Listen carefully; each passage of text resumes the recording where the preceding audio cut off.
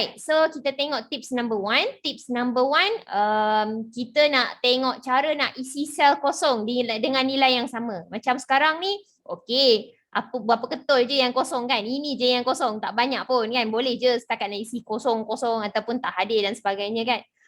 Tapi bila kita melibatkan data yang beribu, so tak ada maknanya lah kita nak key in sesuatu kan?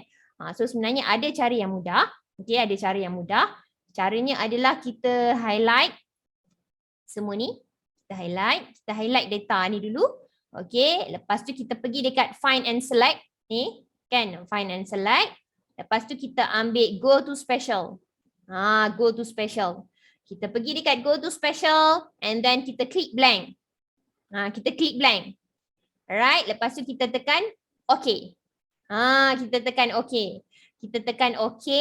Alright, tengok dia dah highlight blank cell kan? Dia dah highlight dah cell yang blank ni, kosong. So sekarang kita boleh isi lah. Kita isi contoh, kita nak isi apa? Markah kosong kan? So kita tekan kosong. Kita tekan kosong, kita tak boleh tekan enter tau. Nak make sure semua blank cell ni mendapat markah yang sama which is kosong adalah kita kena tekan control enter. Control enter.